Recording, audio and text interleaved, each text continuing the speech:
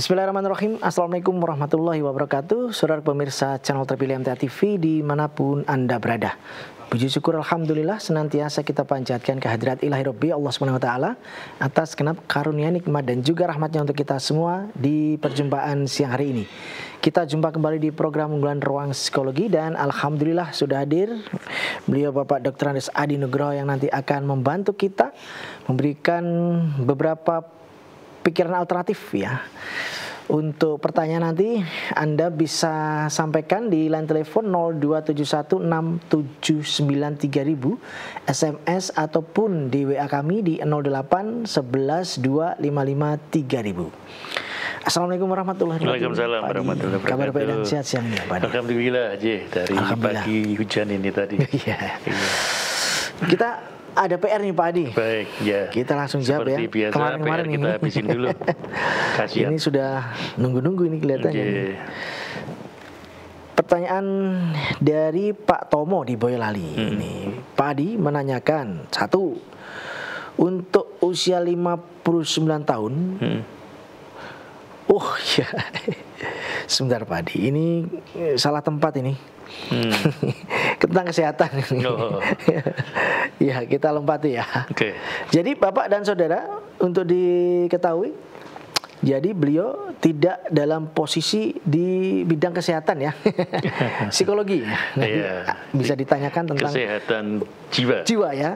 Hubungan antara pertemanan, suami istri, karyawan dan pimpinan ataupun dengan saudara, kerabat dan lain sebagainya. Nah, di situ nanti sosial ya Pak, ya Pak Adi ya. Baik, kita lanjutkan dari pertanyaan berikutnya. Ada seorang duda Pak Adi punya tinggalan anak, ingin menikah lagi, tapi si anak belum mengizinkan. Apa tindakan yang dilakukan seorang duda tersebut? Memberi jeda waktu untuk izinnya si anak atau kita lakukan pernikahan tersebut? Demikian dari Semarang pertanyaan ini. Iya, ini putrane piro ini yang kita nggak ngerti ya. Apakah 5 semuanya nggak setuju atau hanya satu saja? Ini jadi pertama tentunya menyikapi itu sebagai suatu hal yang biasa gitu terus. Kalau ada sedikit resistance bahwa ayah mau menikah lagi ataupun sebaliknya ibunya mau menikah lagi, itu bagi anak itu sebetulnya satu mekanisme psikologis yang wajar karena merasa keseimbangannya dan kenyamanannya terganggu nanti, takut dengan masuknya anggota family keluarga yang baru. Itu satu mekanisme yang wajar dalam kejiwaan seseorang terutama anak. Maka bagaimana sekarang orang tua harus menyikapi hal-hal seperti itu? Jadi yang pertama bahwa tentunya kembalikan dulu pada sisi hukum secara agama. Kalau pernikahan itu tidak perlu izin dari anak. Ya, jadi Bapak sebetulnya nikah itu tidak ada kondisi sah dan tidak kalau tidak diizini anak. Ini dulu sebagai satu pegangan. Dari secara dasar hukum dulu secara agama bahwa penjenengan mau izin atau tidak diizinkan anak, kalau misalnya nekat pernikahan itu nikahnya tetap sah ya. Atas ini yang sering menjadi dasar pertimbangan adalah on the next run kedepannya dalam menjalani kehidupan dengan anak, kemudian dengan istri, bagaimana? Kalau misalnya terjadi konflik seperti itu, apakah harus ngalah, memberi jeda seperti tadi option yang Bapak kemukakan, memberi jeda, ataukah tetap saja jalan sesuai dengan planning yang sudah disiapkan Anda dengan calon istri atau dengan mertua, misalnya calon mertua. Dan Bapak, jadi pertama yang dilakukan adalah komunikasi.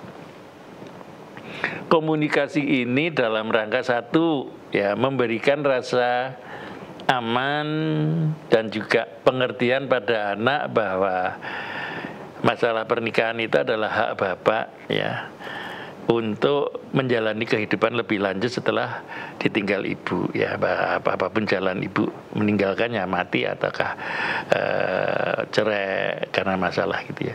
Itu pertama dimengertikan itu dimengertikan itu dulu pada putra-putranya dalam satu komunikasi ya.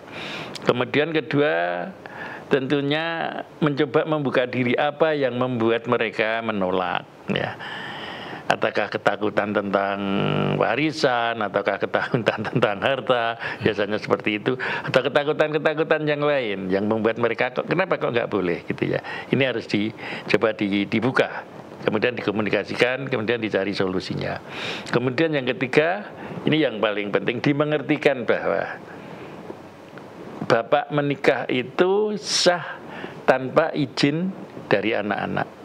Sehingga kamu mau izin atau enggak, kalau bapak mau tetap nikah enggak ada masalah gitu ya. Tuh. Kemudian juga dipositioningkan ya.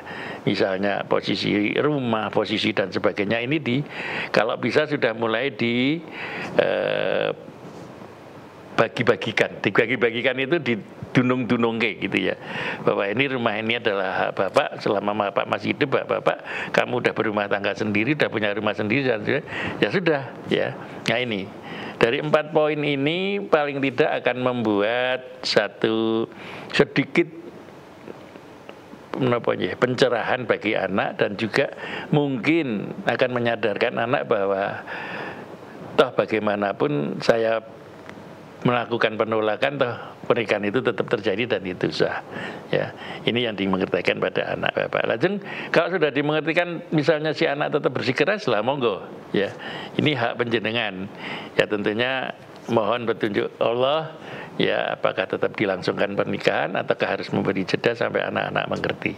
Ya, karena penjenengan juga ngomong dari pihak istri, mestinya istri juga nggak bisa di floating atau diambangkan terlalu lama. Jadi lagi nunggu apa lagi, ngenteni anak-anaknya setuju sampai kapan mau setuju misalnya.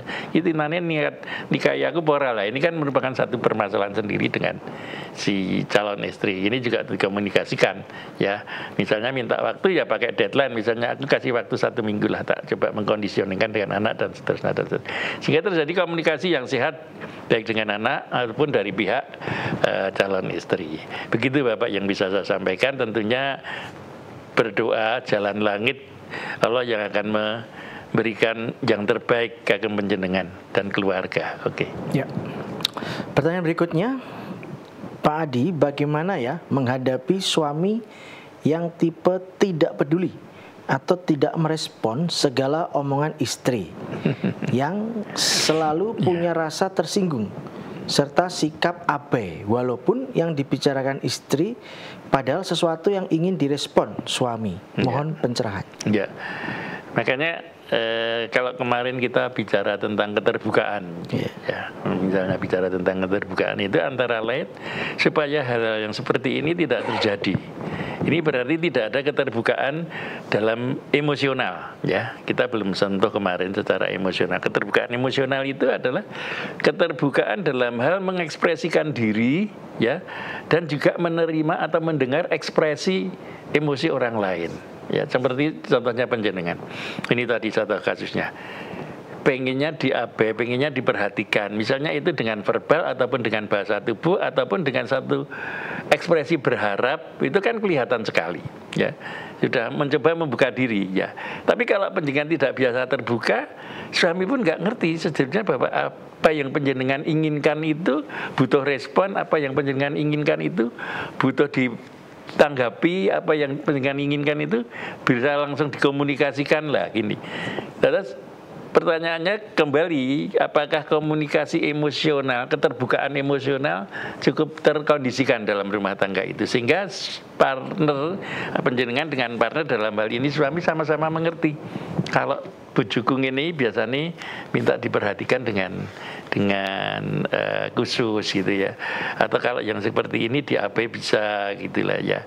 Nah, hal-hal seperti ini memang keterbukaan emosional itu perlu dikondisikan dalam rumah tangga. Misalnya ya, ibu mengkondisikan bahwa kalau saya sedang butuh, penting, perlu perhatian bapak, kalau sampai bapak mengabaikan, maka saya juga akan sedikit keras ya.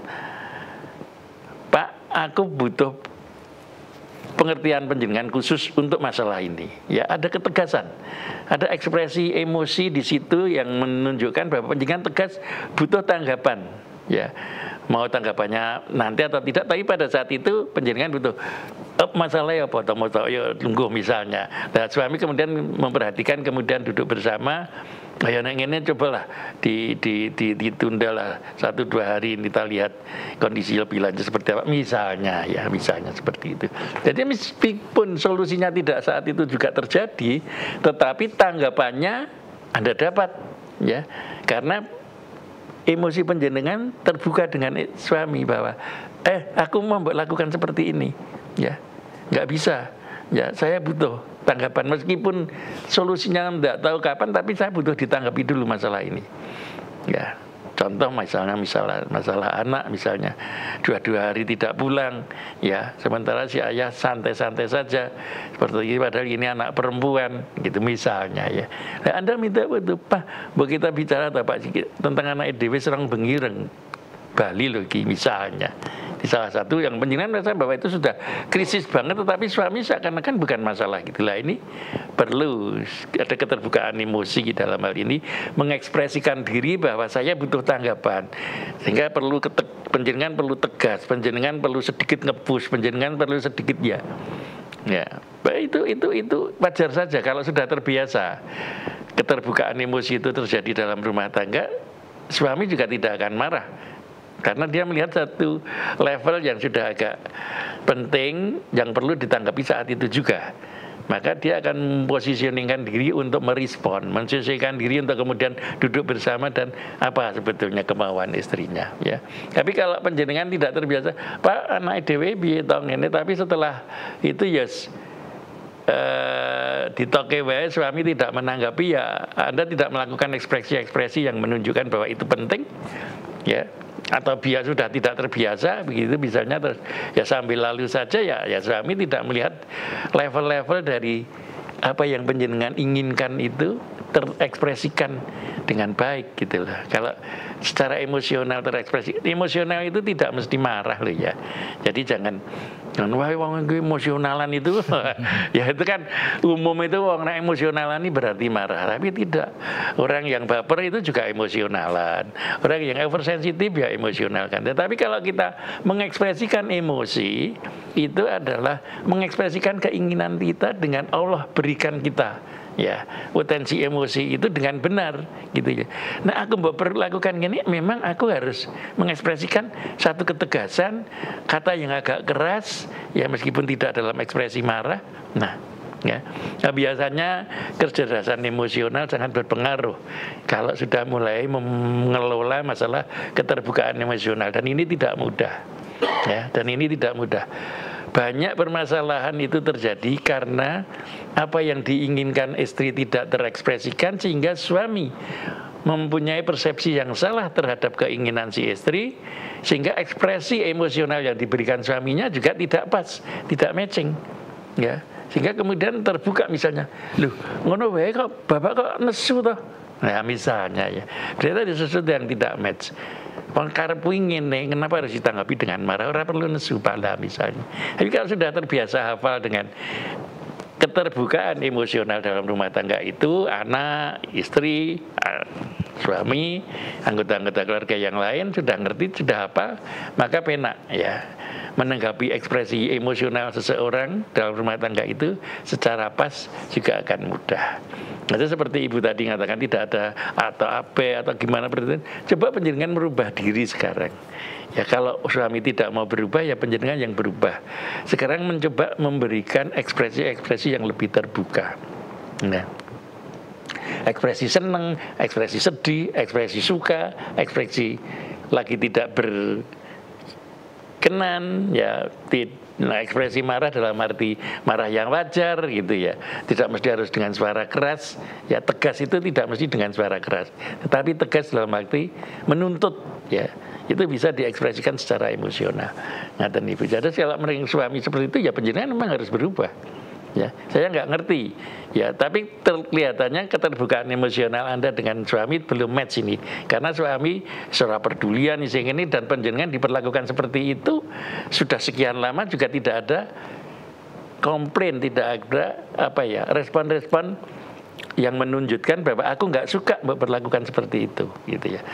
ingat loh ya, ekspresi tidak suka itu belum berarti tidak itoah. Karena kalau tidak suka diperlakukan yang tidak pas ya itu wajar-wajar saja.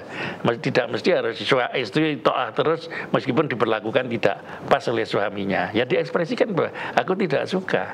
Ya kalau bapak bentak aku tidak suka. Kalau bapak penak wae ngomong sementara tidak menyelesaikan masalah hari ini, saya tidak suka. Misalnya itu diekspresikan. Gitu Ibu ya kira-kira bisa saya aturkan ya, mudah-mudahan terjadi keterbukaan emosional dalam rumah tangga panjenengan, dan ini akan membantu keterbukaan komunikasi secara yang lain yang sudah kita sampaikan kemarin. Oke. Baik pemirsa, kita akan jeda sejenak. Silakan Anda siapkan pertanyaan baik di line telepon ataupun di SMS dan WA kami. Tentu saja kita simak beberapa informasi dalam rangkaian jeda pariwara berikut ini.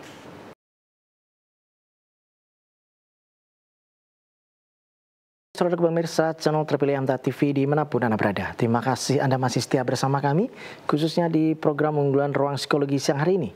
Kita lanjutkan di segmen yang kedua ini, Pak Adi ya, kita lanjutkan baca di WA. Bagi Anda yang ingin bergabung di line telepon, kami persilahkan, nanti bisa kita prioritaskan, baik yang berkenan untuk menyampaikan identitasnya ataupun tidak, kami tetap terima. Pertanyaan dari Ibu Nia di Semarang ini Pak Adi, mohon penjelasannya, apakah sifat minder itu sifat turunan atau tidak Pak Adi? Dan bagaimana cara mengatasi sifat minder atau kurang pede? Iya. Sebetulnya harus dijelaskan dulu bahwa sifat itu kalau dianggap sebagai keturunan itu karena hasil dari kebiasaan. Seorang orang tua yang minder dalam mendidik anaknya, mesti dia tidak akan mampu melepaskan bahwa dirinya seorang yang minder, ya pasti. Gitu. Maka dalam lingkungan anak, karena anak itu pengaruh lingkungannya kan besar sekali ya pada saat membentuk kepribadian, karakter, ya jati diri si anak itu, lingkungan itu penting sekali. Ya. Nah kalau lingkungan pertamanya dalam hal ini rumah tangga itu ada isinya yang orang yang minder, ya maka anak ada kemungkinan lebih besar untuk juga punya sifat yang minder, kemudian disebut sebagai turunan atau gen. Tapi itu bukan genetika ya, bahwa orang yang minder itu genetikanya nanti nurun, bukan. Tapi karena pola asuh lingkungannya yang terbentuk, ya itu akan ada environment suasana minder ya yang tidak disadari oleh orang tuanya, itu membentuk anak seperti itu. Orang tua yang mudah cemas misalnya, apakah kecemasan itu keturunan? Bukan, tetapi orang tua yang mudah cemas berarti akan diantara sekian putranya ada juga yang akan terpengaruh gampang sekali mengalami kecemasan, ya karena terbiasa seperti itu, melihat bagaimana ibunya merespon satu situasi, bagaimana ekspresinya, kemudian paniknya mungkin dan seterusnya, dan si anak yang terbiasa dengan hal seperti itu, pada saat terjadi satu stimulus atau rangsangan masalah sesuatu, maka ekspresi atau otomatis respon yang dia lakukan mesti ya panik, mudah cemas, terus kemudian juga dalam hal-hal tertentu ya mungkin bisa tantrum, misalnya tantrum itu bisa histeris, bisa dan seterusnya. Ini Ibu Jadas, kalau disebut sebagai keturunan karena genetika, minder itu enggak, minder itu bukan karena genetikanya ya, tetapi karena pola asuh orang tua yang minder mesti tidak bisa melepaskan diri efek-efek atau dampak minder itu nantinya terhadap anak. Ini yang perlu hati-hati. Ini terus bukan karena keturunan, tetapi karena dibesarkan dalam lingkungan seperti itu. Kalau misalnya putra panjenengan ini tidak berada di situ tapi ikut Pak D-nya, di mana mereka orang-orangnya tough, orang-orangnya tabah, tahan, kemudian juga sangat tidak mudah panik, tidak mudah minder gitu, maka dia tidak akan mungkin ada keminderan yang diderita oleh ibunya atau ayahnya di sini. Ya kalau dilepas dari lingkungan itu, ini yang perlu diperhatikan dulu, ya diperhatikan dulu. Lalu apa pertanyaan selanjutnya? Bagaimanakah cara mengatasi sifat minder atau kurang pede? Ya. Bagaimanakah cara mengatasi sifat minder itu pada orang lain atau pada diri sendiri?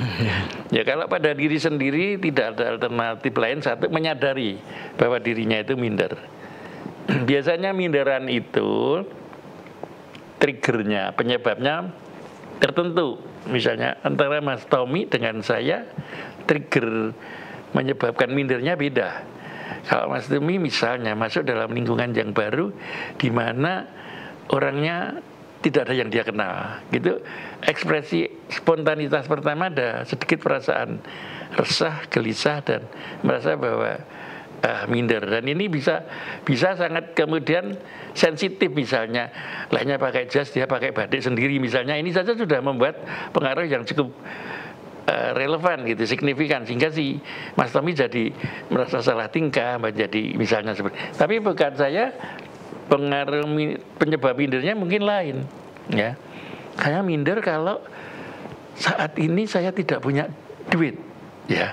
Itu ketemu siapapun saya minder. Bawa orang lama pun, bawa itu teman, saya merasa nggak raceng ya misalnya ya. Jadi mau bergerak, mau biasa tidak seperti biasanya, ya. Nah, jadi ini berarti penyebab mindernya harus kita kenali. Kalau itu pada diri kita sendiri, penyebab minder kita itu apa? Ya, kira-kira apa? Suasana yang berbeda, baru, atau di situ ada dirasakan misalnya dalam struktur jabatan yang lebih tinggi orangnya, dia menjadi dalam posisi yang kalah, ya misalnya seperti itu. Itu harus satu, dihafali dulu penyebab mindernya. Kemudian kedua, kalau sudah hafal penyebab mindernya, maka berusaha semaksimal menghindari. Ya, kalau kita itu belum bisa mengatasi, maka menghindari. Ya, kita itu takut sama kucing, ya, padahal kucing itu nggak bahaya, tapi saya takut gitu. Ada satu fobia misalnya, hampir sama dengan fobia lah. Fobia terhadap itu diselesaikan dalam waktu singkat kan nggak bisa. Maka yang harus dilakukan pertama adalah menghindar subjek-subjek yang menyebabkan minder tadi. Ya, misalnya penyebabnya si A, ya kalau bisa dikurangi semaksimal mungkin ketemu si A, apalagi kalau tidak ada manfaatnya, ya, daripada nggak ada manfaatnya kita harus menderita, ngapain gitu loh, ya, lebih baik begitu. Tuh. Kemudian ketiga, berlatih. Kalau sudah terbiasa menyadari, kemudian sudah menghindar, sekarang berlatih, pelan-pelan melatih diri untuk masuk ke suasana yang membuat minder tadi. Misalnya kalau disuruh mimpin rapat misalnya, ya, mimpin rapat, kemudian dia membuka rapat dulu, Assalamualaikum, ya, selamat datang, ini, mari kita panjatkan puji syukur, atau kita awali dengan doa pembukaan dan seterusnya. Pendidikan sudah mesti keringat dingin, kemudian ngomongnya gagap, kemudian itu, ya. Nah ini kalau bisa kan dihindari dulu.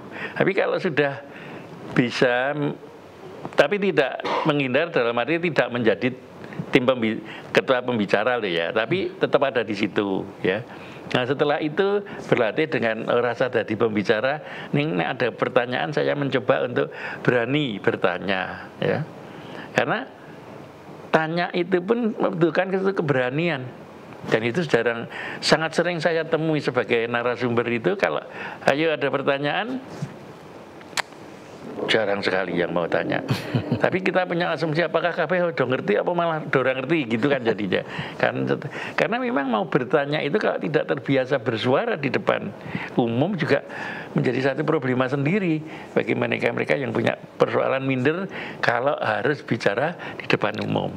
Nah ini harus dilatih. Ya, ibu harus dilatih, ya. Tapi kalau bagaimana yang minder itu anak, maka satu juga kenali yang menyebabkan anak itu minder biasanya situasi seperti apa. Ketemu bu guru atau ketemu teman tertentu, lah ini harus apa. Yang kedua, berusaha memanage si anak supaya ya diusahakan untuk jarang bertemu. Misalnya guru itu, guru A, guru B, ya mengkomunikasikan dengan bu guru bahwa anak saya kok kelihatannya ada sedikit perasaan minder kalau ketemu dengan ibu, gini-gini, saya mohon untuk sedikit mengurangi pertemuan, ya. Nah setelah itu baru ketiga minta bantuan ibu, coba sekarang pelan-pelan dilatih si anak untuk masuk ke dalam situasi-situasi yang membuat tidak minder, meskipun dalam situasi seperti itu dengan suasana yang berbeda, ya ada sedikit dimodifikasi dan sebagainya. Memang butuh apa ya? Butuh satu ketelatenan tertentu ya dalam mengatasi keminderan, baik minder pada dirinya sendiri atau minder pada orang lain atau anaknya begitu ya. Ini perlu kita ngerti tekniknya dan juga perlu tadi observasi penyebabnya apa, kemudian coba dihindari bisa enggak, terus kemudian dilatihkan ya. Kalau sudah seperti itu biasanya minder itu bisa diobati ya, tidak selalu minder itu seumur hidup minder, enggak ya, bisa diobati. Orang yang tadinya minder tapi dengan perbaikan ekonomi, kemudian penampilannya berubah, kemudian dia bisa juga infaknya gede dan sebagainya, maka perasaan minder, merasa lebih rendah dari yang lain, ya itu pelan-pelan akan terkikis habis, ya sehingga muncul bertransformasi menjadi satu pribadi yang berbeda karena tersupport oleh hal-hal yang membuat dirinya minder tadi, ya tersupport bisa diatasi misalnya dari sisi ekonomi, sosial pergaulan berbeda dan seterusnya. Begitu Ibu, mudah-mudahan bisa dimengerti dengan jelas. Kalau tidak ya ditanyakan lagi. Ya. Baik, berikutnya dari Ibu Yatmi di Semin, Gunung Kidul. Pak Adi, saya sering merasa cemas, bukan dengki sama tetangga. Yang saya cemaskan, jangan-jangan saya nanti tidak bisa membiayai anak sampai lulus pondok. Demikian. Memang cemas bukan dengki, cemas bukan dengki sama tetangga itu beda sekali Bu ya. Antara cemas dengan dengki sama tetangga itu beda, nggak bisa disamakan. Garisnya bedanya gede sekali. Nah, sekarang kalau selalu cemas dengan masa depan dirinya sendiri dalam hal membiayai anak, ya, membiayai anak untuk menyelesaikan studinya di pondok tadi ya, studinya di pondok gitu ya. Maka yang perlu,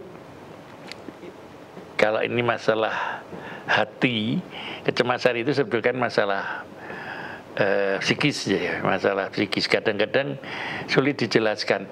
Wong yo income ada, kemudian isi dalam kondisi yang jaya misalnya ya, kuat gitu. Tapi kenapa saya cemas kalau ini semua terus hilang, terus saya nggak bisa menyekolahkan anakku di pondok sampai selesai?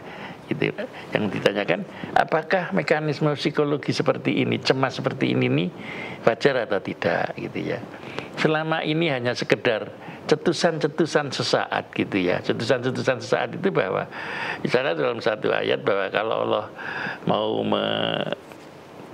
menarik ya kenikmatan yang Allah berikan pada kita tidak butuh waktu harian, jam, tapi bisa dalam urusan jam, menit atau detik gitu. Sehingga apa yang sudah kita nikmati itu bisa suatu waktu hilang ya, karena Allah menghendaki gitu ya.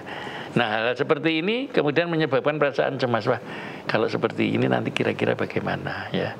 Belum terjadi itu, kecemasan itu biasanya belum terjadi. Atau ada kejadian lain, misalnya saudaranya yang juga menyekolahkan putranya tahu-tahu ditinggal ya, usahanya tahu-tahu bangkrut dan seterusnya. Cerminan seperti itu nanti kemudian dikias kepada dirinya, aku kayak ngono kira-kira piye. Belum terjadi juga ya. Nah, ini adalah menunjukkan betapa kita itu manusia yang serba lemah ya. Meskipun sudah di backup oleh sesuatu yang belum terjadi seperti itu saja, kita itu ternyata lemah hanya dengan bayangan, hanya dengan pemikiran masa yang sesaat seperti itu saja sudah menimbulkan perasaan gelisah, tidak nyaman ya. Maka yang dibenahi adalah satu, iman kita ya. Kalau sudah seperti itu tuh jangan lari kemana-mana, tapi lari ke ini ada sesuatu yang keliru nih dalam iman saya ya. Keyakinan saya kepada Allah, ada sesuatu yang hilang tanpa saya rasakan. Seakan-akan masih full iman, tetapi sebetulnya sudah mulai menurun ya keyakinannya pada Allah. Allah yang Maha Kasih, Allah yang Maha Sayang gitu ya. Kemudian pada saat sholat kita baca Al-Fatihah itu saja dalam satu tafsir dinyatakan pada saat kita Ar-Rahmanir Rahim itu loh umatku, malaikat itu loh umatku itu lagi menyanjung saya, memuji saya, ya.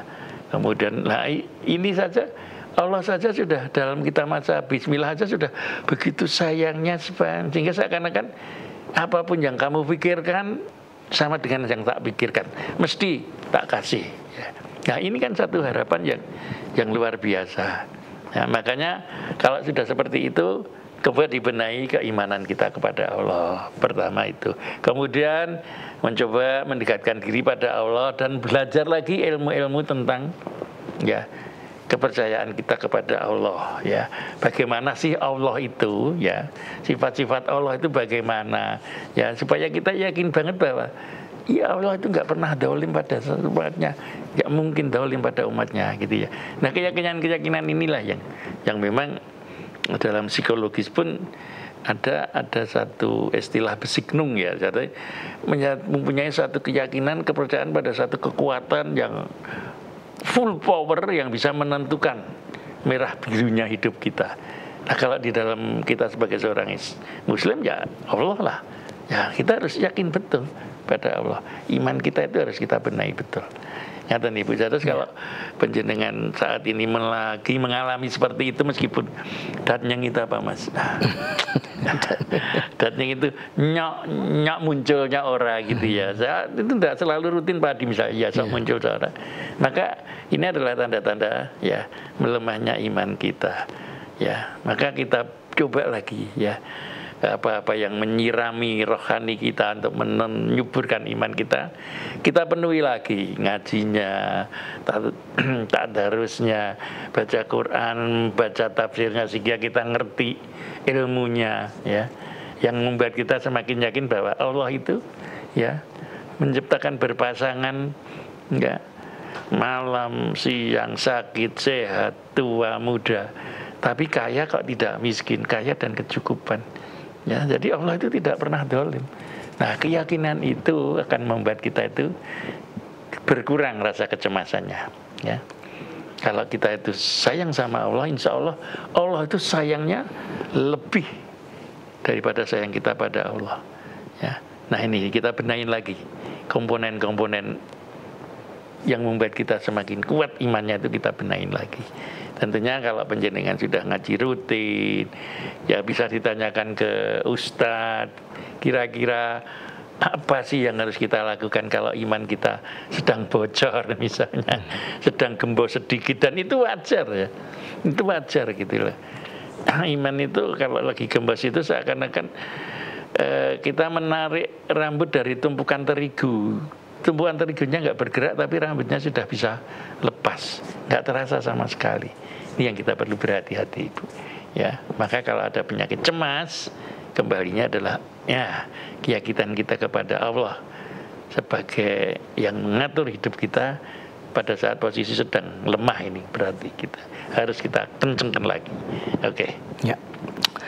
Baik Pak Adi, sudah di penghujung perjumpaan kali ini. Ya. Ada yang bisa sampaikan sebagai motivasi hari ini? Silakan Pak Adi. Iya, jadi kalau kita itu punya masalah apapun ya, itu kita itu mesti harus lari pertama kali itu pada hubungan kita dengan Allah. Ya, masalah keluarga, masalah ekonomi, masalah rumah tangga, rumah tangga itu keluarga, masalah maisah itu. Kita nggak perlu melihat dohirnya, ya. Tapi kita lihat dulu ada sesuatu yang salah nggak ya di hubungan saya dengan Allah ini, ya. Apakah kita sudah betul-betul mencintai dan menikmati sholat, ya?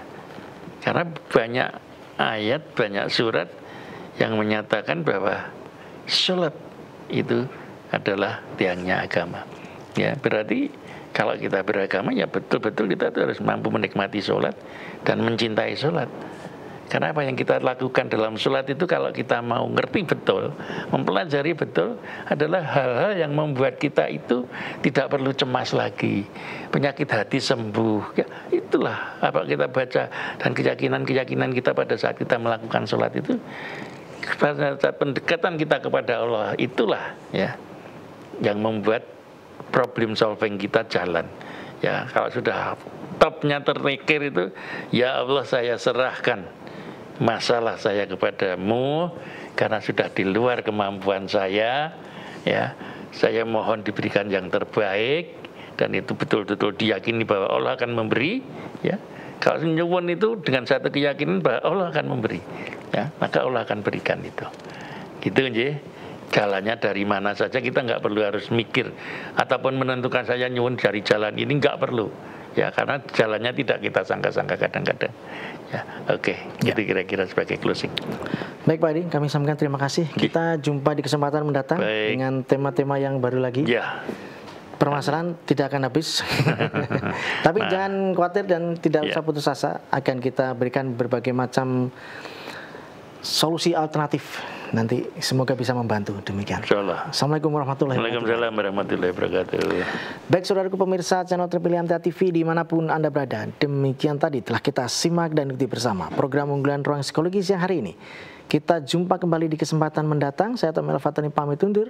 Assalamualaikum warahmatullahi wabarakatuh.